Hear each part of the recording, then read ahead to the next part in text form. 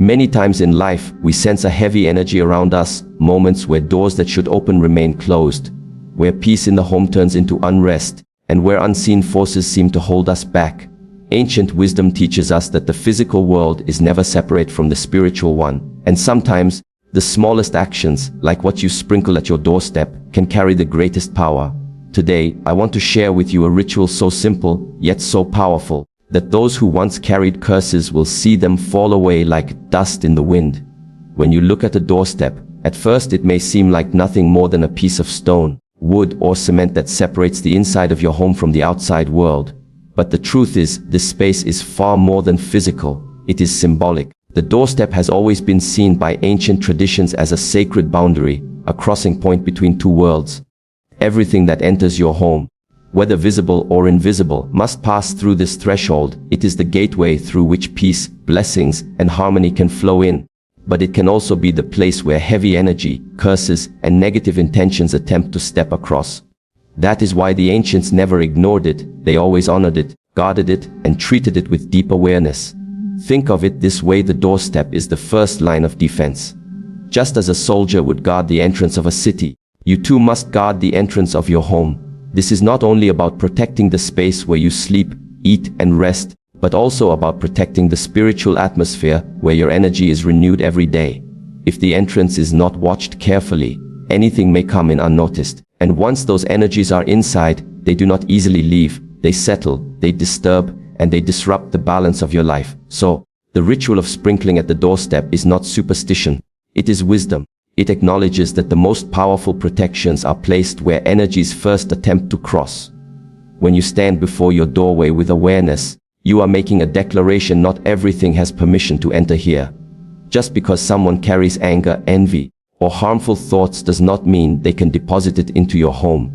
Just because unseen forces are wandering does not mean they can claim space where you live. The act of protecting your doorstep reminds you of your authority, your right to guard what is sacred. It is saying, this is the line where negativity stops. Beyond this point, only peace may enter. This understanding also changes how you see your home. It is not simply walls and a roof, it is a sanctuary. The energy inside is not random, it is cultivated. And the doorway is the opening that determines whether you are cultivating harmony or allowing disturbance. When you sprinkle with awareness, you are not just scattering particles. You are weaving a shield. You are sealing the threshold with an invisible guard that recognizes who and what may cross. It is not the size of the gesture that makes it powerful, but the clarity of intention behind it. So when you think of your doorstep, do not see it as something ordinary. See it as the silent guardian of your life. Treat it with respect, protect it with intention, and remember that every energy crossing into your home shapes the reality you experience inside. The doorway is the line where your power begins. Many people believe that power lies in big actions, in dramatic gestures, or in rituals that seem complex and mysterious. But the truth is, the strength of any act is never in the outer display. It is in the inner intention that fuels it.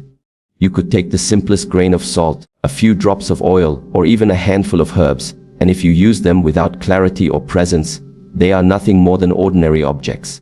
But the moment you align your thoughts, your breath, and your energy with the act, those same objects transform into instruments of protection and renewal. This is why ancient practices always emphasized intention first, substance second.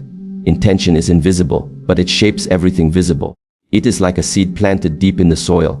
From the outside, you see only dirt, but beneath the surface, the seed is sending out roots and preparing to grow into something alive. In the same way, when you sprinkle something at your doorstep with a heart full of determination and a mind focused on protection, you are planting seeds of energy that grow into an unseen shield around your home.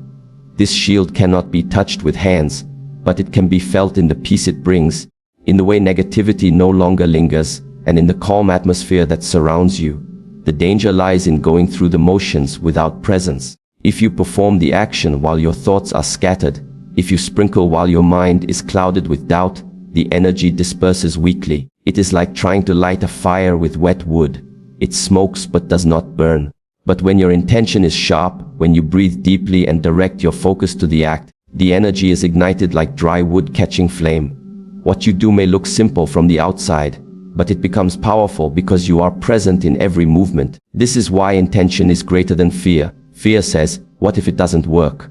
Intention says, "It already has." Fear scatters your energy, but intention gathers it like a lens focusing sunlight into a single point strong enough to burn through obstacles. The one who approaches the ritual with doubt gives away power, but the one who approaches with clarity commands power. And this clarity is not about pretending, it is about believing in the connection between your inner state and the outer world. So when you stand before your doorway, do not rush the act, pause, breathe, and remind yourself of the reason you are doing it. Imagine your home filled with light. Imagine every corner charged with harmony. Imagine no curse or negativity being able to survive in that space. Let that vision flow into your hands as you sprinkle, and what was once just salt, herbs, or oil becomes a declaration that your sanctuary is protected. The strength is not in the object, it is in the intention you breathe into it.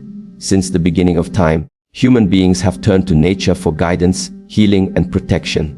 The earth beneath our feet, the herbs that grow from the soil, the salt that preserves and purifies, the oils drawn from seeds and plants. All of these carry more than physical qualities. They carry energy. They hold vibrations that interact with the unseen layers of life. When people in the past faced curses, misfortune, or energies they could not explain, they did not always look to complicated answers. They returned to the elements of nature because they understood these elements were alive, infused with the same intelligence that sustains all creation. Consider salt. On the surface, it seems ordinary. We season food with it every day. Yet across cultures, salt has always been seen as sacred, a force that neutralizes corruption and absorbs negativity. When you place salt at a doorway or sprinkle it along the threshold, you are not just scattering grains, you are placing a shield, a reminder that what is heavy and dark cannot cross into your space. The same is true of herbs like rosemary, sage, or basil. To some they are only plants, but to those who are awake they are carriers of cleansing vibrations. They have been used in rituals for centuries, not because of superstition, but because the living force within them shifts the atmosphere wherever they are placed. And then there are oils, pressed from seeds, roots, and flowers. Oils are concentrated essences, carrying the memory of the plant in its most potent form. A few drops spread at the doorway can mark the boundary with fragrance and power. They do more than smell sweet. They announce to unseen forces that this space has been claimed, that this ground is protected. Nature does not need to be loud to be effective. Its power is quiet, steady, and undeniable. What is important to realize is that these elements are not separate from you. You are also nature. Your body is made of the same earth. Your breath is sustained by the same air. Your blood carries the minerals of the same soil.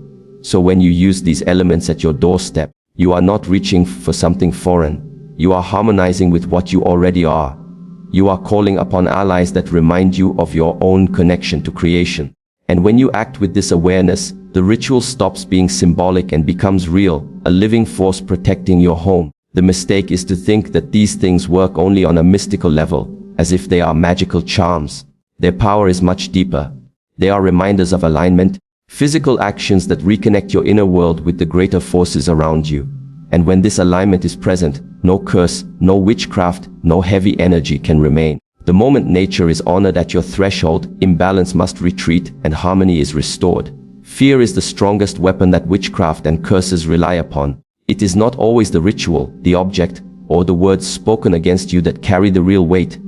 It is the fear you allow to grow inside your mind. Fear feeds the very energy that tries to harm you. It magnifies shadows, it makes obstacles look larger than they are, and it convinces you that you are powerless when in truth you are not. The moment you allow fear to dominate, you give strength to forces that otherwise could not touch you. This is why understanding and action are so important, because they cut fear off at its roots. Think of fear as a fire. Left unchecked, it spreads quickly, consuming everything in its path. But the fire needs fuel, and the fuel is your belief that you are vulnerable. The more you think of yourself as a victim, the more the flames rise. But when you act with courage, when you perform even a simple ritual at your doorstep with confidence, you take the fuel away. The fire weakens, the flames die down, and what once seemed overwhelming becomes powerless. Witchcraft does not thrive in the presence of a strong spirit. It collapses when you no longer fear it. Action is the cure to fear. The moment you decide to stand, to sprinkle, to declare that your home is protected, you have already broken the cycle. Fear is passive, it waits, it imagines, it worries. But action is active. It moves, it declares, it shifts reality. That is why the ancients always combined intention with ritual. They knew that fear is only strong when you remain still. Once you move, once you claim authority, fear loses its grip. This is not about pretending that negative forces do not exist. It is about realizing that they cannot rule over you unless you allow them to. You are not helpless against them, and you are not weak in their presence. The moment you recognize that power lies within you, you stop feeding fear and start radiating strength. And strength is what repels curses faster than anything else. Fear may whisper, but strength speaks louder. Fear may suggest that your home is unsafe, but strength confirms that your home is a sanctuary. So when you stand at your doorway and sprinkle with awareness, do not do it from a place of panic. Do it from a place of authority. Do it knowing that you are not begging for protection. You are declaring it. You are telling fear that it has no ground here. And when that declaration is made with confidence, it does more than protect your home. It transforms you. It reminds you that fear was never greater than your spirit. The cycle ends not when the curse disappears, but when your fear of it no longer exists. There is a tendency in modern times to believe that effectiveness is found in complexity, that the more elaborate a ritual is, the more powerful it must be. Yet if we look to the wisdom of the ancients, we see the opposite. Their practices were often simple, clear, and easy to repeat. They understood that strength does not come from how complicated something appears, but from the consistency with which it is carried out. A single drop of water may seem insignificant, but when it falls upon a stone day after day, it eventually shapes it. In the same way, a small ritual done consistently builds a wall of protection far stronger than one grand act performed once and never again. Consistency creates rhythm, and rhythm creates stability. When you stand at your doorway regularly with intention, sprinkling the elements of nature and declaring your space as sacred, you are training both your mind and your environment. You are teaching yourself that protection is not a one-time effort, but a way of living. You are also sending a message to the unseen forces around you. This threshold is never left unguarded. That message grows louder with each repetition, and in time, it becomes unshakable. The beauty of consistency is that it does not rely on mood or circumstance. Even when you feel tired, even when you feel doubt creeping in, the act itself anchors you. It reminds you of your authority, even on days when you might forget. And this anchoring effect is exactly what weakens the grip of curses and witchcraft. Those energies thrive on instability, on moments when your guard is down. But when your practice is steady, when you keep showing up, they find no opening. They lose their chance to take root. It is easy to underestimate how much repetition shapes reality. Think of how habits form. A single action may not change much, but performed daily, it rewires your mind, strengthens your resolve, and alters the atmosphere you live in. The same is true of rituals. Sprinkling at the doorstep once may bring a shift, but sprinkling with consistency builds a fortress. Over time, it becomes not only an act of protection, but also a habit of empowerment, a rhythm that connects you to the strength of those who came before you and practiced the same simple acts for centuries. The most powerful rituals are not those filled with mystery and extravagance, but those so simple that they can become part of your life. What matters is not the complexity of the act, but the depth of your intention and the steadiness of your practice. By keeping it simple and repeating it often, you build a shield so constant that negativity cannot find a moment to slip through. Consistency is the armor that transforms a small gesture into lasting protection. The true purpose of any ritual is not only to push away what is harmful, but to awaken what is already strong within you. At first, the act of sprinkling at your doorstep may feel like protection from something outside. But over time, you begin to realize that its deeper effect is on the inside. Every time you stand there, every time you declare with clarity that no curse, no witchcraft, and no dark energy can cross into your space, you are reminding yourself of your own power. The ritual becomes more than a shield. It becomes a mirror, reflecting back the strength you may have forgotten you carry. It is easy to live life in reaction to negativity, always defending, always worrying about who might be sending energy against you. But this way of living leaves you in a cycle of fear and dependence. When you perform the ritual with awareness, something shifts. You stop asking, "Am I safe?" and begin to affirm, "I am unshakable." That is the real transformation. The doorstep is still guarded, but more importantly, so is your spirit. You realize that protection was never only about keeping forces out, it was about empowering you from within. This shift is powerful because it changes how you move through the world. Instead of carrying the weight of fear, you begin to carry the lightness of confidence. Instead of shrinking when challenges appear, you expand. Negativity can only cling to what is weak and uncertain. But when you stand in certainty, it has nowhere to rest. The ritual teaches you discipline, but discipline leads to empowerment. And empowerment is the state in which curses no longer matter, because you no longer live beneath them.